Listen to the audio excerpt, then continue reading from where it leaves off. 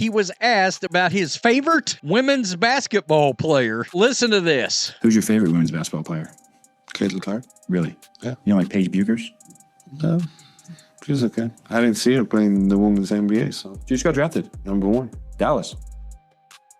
He used to play in Dallas, which is where Paige Bueckers plays. A reputable basketball publication, Bleacher Report, stating that Paige Bueckers led the nation in assists twice in her college career. She has been top 15 once. She was 63rd last year when she led the nation assists. Now, Georgia Amor, who had more assists than Paige, did not lead the nation assists as well. It is literally the media just lying. They are literally just lying. When it comes to dominating the conversation in women's sports, there's one name that stands above the rest. Caitlin Clark. In her final year at Virginia Tech, she averaged 6.8 assists per game and then led the nation. Not only is it eradicating Caitlin Clark, it's eradicating Serena Sundell. Like, if you look at Paige Bueckers' seasons, or if you look at last season, Serena Sundell averaged 0.4 assists more than Georgia Amor, but nearly 3 assists more than Paige Bueckers. She hasn't just moved the needle, she snapped it clean off, setting records in attendance, merchandise sales, trading cards, and TV ratings. But not everyone seems to get the memo. There's another trading card that sold for an absurd amount of money. You'd have to pay $244,000 to have gotten that card.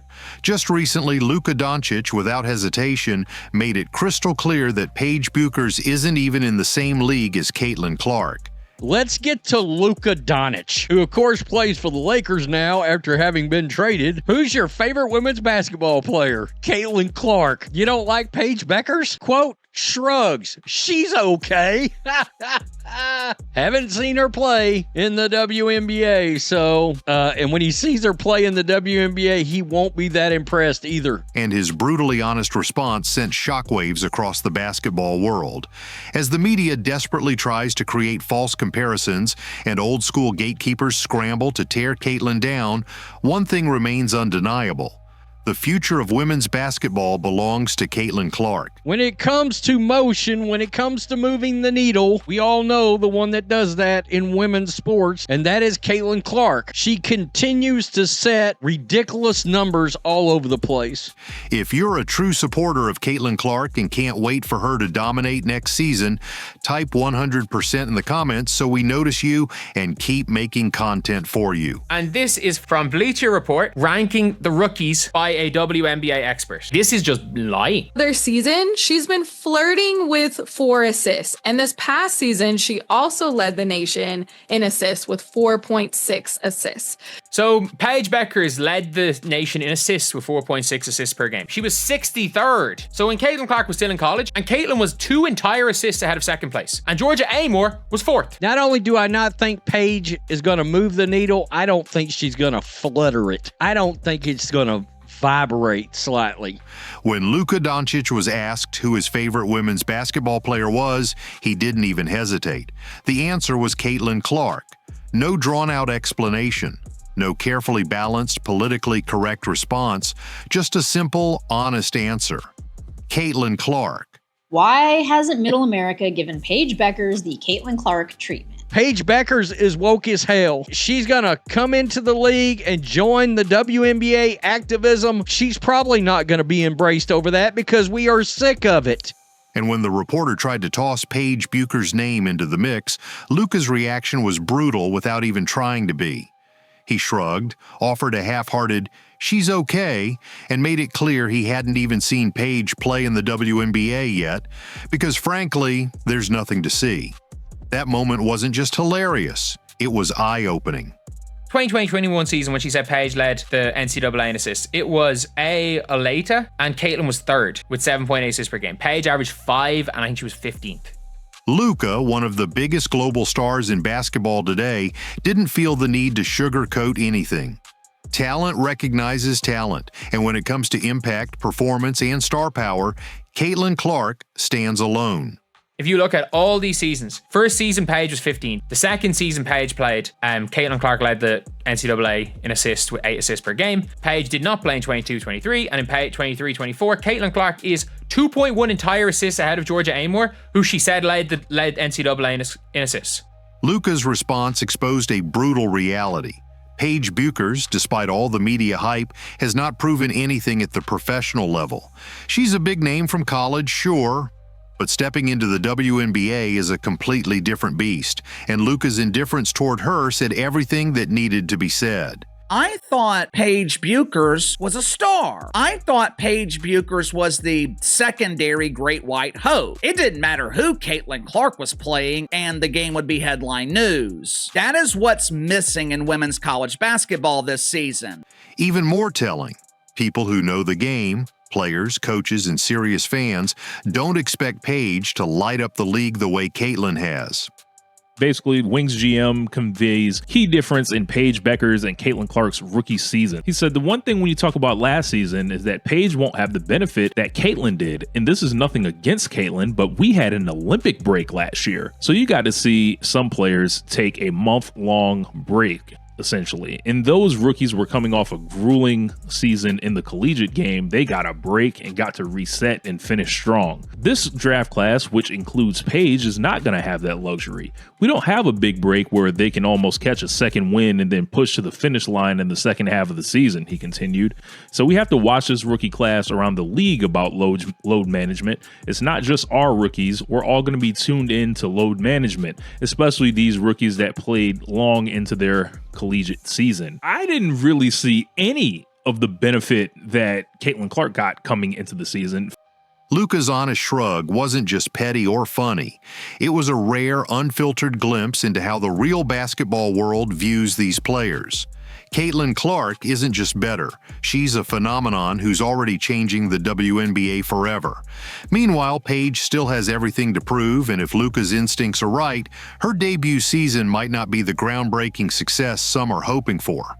While Luka Doncic kept it real, some members of the WNBA media seem desperate to force a rivalry where one simply doesn't exist. We want to see Caitlin Clark and we want to see Paige Bueckers. Caitlin scored more points per game, but Paige was more efficient. Paige Bueckers has had one of the best careers in the history of women's college basketball. On paper, you could make the case that Paige Bueckers has better college career than Caitlin Clark. But this is the world of television, where you're not judged based on your accomplishments, you're not judged based on your stats, you're judged based on your drawing power. And looking at these ratings for the women's tournament, it is abundantly clear Paige Bueckers might be a star, but she's not a draw. These two were the topic of conversation. Who's the better player? She's not nearly the player that Caitlin Clark is. You know, she's been really disappointing this whole tournament. We're not creating this rivalry. We're not saying they hate each other, but they are two of the best in the game right now.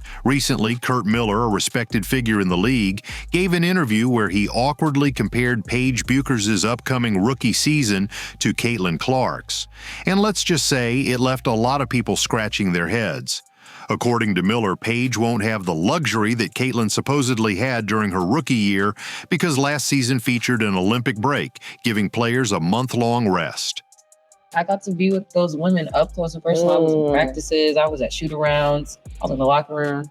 That's I was doing great experience, though. So you was able to get a real close view of what it was like to be a WNBA player at that time. Yeah, and it was like not glamorous at all, but I was a kid, so to me, I thought it was like the most amazing thing ever. Right. But when you have conversations with like Taj and stuff like that, they're like, that was a mess. It was ghetto, it was bad, it was a mess. Yeah. But we still talk about like how the league was like 6-7 years ago. We have like things like, I can't believe we was doing this. We was sharing rooms. No, we was definitely sharing rooms. I was just telling Natalie and Tom, I was like, bro, we really was sharing rooms and you was talking in your sleep before games. Like you literally was no Nat, you was talking in your sleep. You gotta leave room to get on FaceTime with their boo. You gotta leave out the room. Sitting in the lobby at midnight. On the surface, that might sound like a reasonable point, but when you actually break it down, it falls apart fast. Caitlin Clark didn't walk into the WNBA fresh and rested. She ended her college career by dragging Iowa to the national championship game, carrying the weight of enormous expectations and relentless media attention the entire season. Less than 2 weeks after playing in the most-watched NCAA women's basketball game of all time, she was sitting at the WNBA draft. Days later, she was thrown straight into Fever training camp. No long vacation, no time to breathe. So basically, we know Natalie Esquire, a serial hater when it comes to the Caitlin Clark fan base. She's pretty much a driving force behind a lot of the drama that take place in the media. You have other people like Sabria Whitaker. I'm sorry. You have so many people out there, and people like this, the committee, which is, a group of really, really strong women's basketball fans on Twitter. They have influence. Dawn Staley flew 2 members of the committee to South Carolina's opening game in Paris, okay? So they're calling old guard WNBA fans the committee. These are the same people that is pushing race narratives. These are the same people that is bashing Caitlin Clark. These are the people she's talking about. Caitlin didn't get a full leisurely training camp like rookies will this year. She was thrown into the fire, asked to immediately lift a struggling Indiana Fever franchise with massive national expectations on her shoulders. Not only was she dealing with the grind of professional basketball, but she also carried the hopes of an entire league that desperately needed her star power.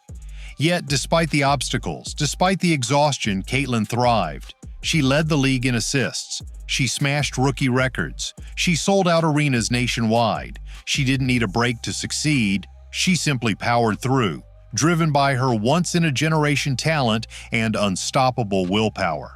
Trying to suggest that Caitlin had some sort of unfair advantage because of an Olympic break is not just wrong, it's insulting to what she accomplished. It's an excuse, plain and simple. The hate in Natalie Esquire heart is so strong, LOL. She said this in 4 different ways for absolutely no reason. NBC, at Indiana Fever, we don't want her covering America's team. Natalie Esquire said only one is super problematic, emo, in my experience, and based on listening to what has been said and reported on all year, it's a common theme. I only get harassed to endure racism, receive threatening emails, DMs from one fan base. So yes, it's one. It can apply in all of sports, but there is a notable difference in one fan base with respect to the W. This tweet said, no, it's one. It's not allegedly. This is my experience, and it only comes from a specific set of fans. So yes, for me, it's one fan base. You've already heard a player say in her career she's never experienced anything like this. Stop trying to violate our experience. An early attempt to soften expectations for Paige Bueckers in case she doesn't perform at the same extraordinary level Caitlin did. But the reality is there is no comparison between the two when it comes to impact. Caitlin Clark is the WNBA's breakout superstar. She's the one who brought in new fans, packed arenas, and smashed television ratings. Paige Bueckers, for all her college accolades, hasn't set foot in a real WNBA game yet. And when she does, she'll be judged by her performance, not by carefully crafted media narratives or built-in excuses. All they can think to do is infer, insinuate racism, just claim racism. Ratings explode. A lot of Caitlin Clark fans, and so many of them are not white. It's just insulting to assume that that's the case to the people that aren't white, to the Black Americans that do love Caitlin Clark. Eaton Thomas contrasts how white Americans view the two based on stark differences in speaking out against racial injustice. Quote, perhaps it's because, unlike Clark, Bueckers has always been outspoken about issues off the court, Thomas wrote in a Guardian article. At the 2021 ESPYs, Bueckers was named the College Athlete of the Year. She used her acceptance speech to celebrate and honor Black women in particular. In Bueckers' famous ESPYs speech, she used her platform to recognize those who didn't get the same recognition as her, specifically highlighting Black women. While Black America cheered Bueckers, it seemed like mainstream white America, a demographic once viewed her as, in her words, a media darling, weren't singling out her praises. Is it a coincidence, or maybe because her injuries have made people forget her greatness as an athlete? But she's back from injury, and now why aren't people focused on Bueckers as they were Clark last year when she was tearing up college basketball? Maybe if Bueckers had delivered a more vanilla ESPY speech, things would be different. This is a completely embarrassing article. Caitlin Clark is a worldwide phenomenon whose playing style has drawn a level of hype that hasn't been seen in basketball in a decade. No Olympic break, no load management talk, no distractions. Either you move the needle or you don't. Caitlin Clark didn't just move it, she broke it off the machine. Now it's up to Paige to prove she even belongs in the same conversation. And frankly, if the early signs are any indication, with her rookie debut game not selling out and no buzz remotely close to Caitlyn's, the media's forced comparisons are already starting to look desperate. Caitlyn created her spotlight through dominance, not hype. And no amount of spin from league executives or front office people will ever change that. While Caitlin Clark has been busy rewriting the rules of women's basketball, a different kind of battle has been raging behind the scenes. And it's just as intense as anything happening on the court. The so-called old guard of WNBA media, figures who once controlled the flow of conversation around the league, are feeling threatened. And rather than embracing Caitlin Clark's unprecedented impact, many of them have resorted to smearing her, discrediting her fans, and fueling toxic narratives that divide rather than unite. The second chapter of the Caitlin Clark era in the WNBA will commence soon. Clark established herself as a superstar in her rookie season with the Indiana Fever and will now lead a championship hopeful team into year 2. However, before the season begins, Clark was involved in a major news headline that featured a 6-figure price tag. Clark's edition of the 2024 Piani Prism WNBA Throwback Signatures Golden Vinyl card has been officially sold. One of the clearest examples of this is Natalie Esquire, a longtime WNBA media voice who has increasingly found herself at the center of controversy. Natalie has built a reputation for aggressively criticizing Caitlin Clark and the new wave of fans she's brought into the sport. She's repeatedly painted Clark's supporters as problematic, even implying that a single fan base, meaning Caitlin's, is responsible for harassment and toxicity in the WNBA space. Without realizing it, Natalie exposed a bitter truth. Much of the hostility toward Caitlin isn't about her game. It's about losing control. You see, before Caitlin's rise, women's basketball existed in a smaller, more insulated community. Twitter debates ruled the landscape. Certain writers and bloggers acted like gatekeepers, deciding who got celebrated and who got ignored. But when Caitlin Clark exploded onto the scene, everything changed. New fans flooded in, normal sports fans, NBA fans, casual viewers, bringing fresh energy, new voices, and yes, new opinions. Suddenly, the gatekeepers were no longer the loudest voices in the room, and they didn't like it one bit. Content creators like John Liquidator and Rich Latta exposed this dynamic even further. These YouTubers aren't part of the old establishment. They don't answer to traditional media outlets or toe politically correct lines. They speak directly to the fans, and the fans have responded in a massive way. There's an Angel Reese card out there right now that's on eBay that somebody has a ridiculous price on, and it's just been sitting there forever. It's collecting dust. YouTube channels covering Caitlin Clark and the new WNBA era are pulling in millions of views, dwarfing the reach of the traditional WNBA press. And that's where the resentment comes from. It's not just about Caitlin Clark's success, it's about the collapse of a system that used to dictate who mattered in women's basketball. It goes even deeper. Certain media figures have tried to spin Caitlin's success through racial lenses, claiming her rise marginalizes black players or changes the culture of the league. They've weaponized social issues to frame Caitlin as a problem rather than a pioneer. But when you strip away the noise, the facts are clear. Caitlin Clark didn't steal anyone's spotlight, she created a new one. She didn't shut anyone out. She opened doors wider than they've ever been in the WNBA. Attendance is up, viewership is up, merch sales are booming, sponsorships are pouring in. The pie is bigger than it has ever been, and it's largely because of Caitlin Clark. And yet, instead of celebrating this historic moment, certain people remain obsessed with tearing it down. Natalie Esquire and others like her have been exposed for clinging to outdated narratives and petty grievances. Even worse, their attempts to divide the fan base threaten to undermine the very growth they claim to support. It's painfully obvious at this point. Caitlin Clark represents a new era, and that terrifies those who were comfortable in the old one. The light that I have now as a white woman who leads a black-led sport and celebrated here, I want to show a light on black women. They don't get the media coverage that they deserve.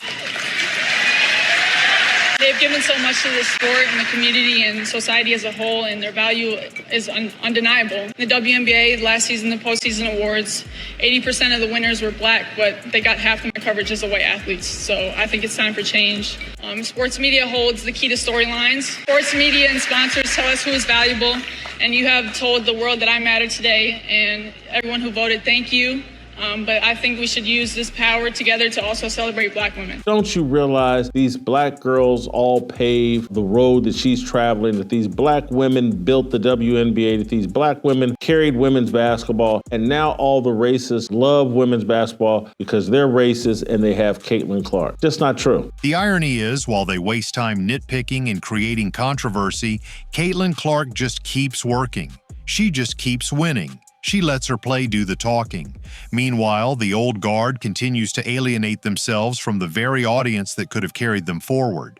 They're stuck in the past, while Caitlin and the new generation of fans are already building the future. And here's the final truth. No matter how loud the critics scream, no matter how many cheap shots they throw, they cannot stop what's coming.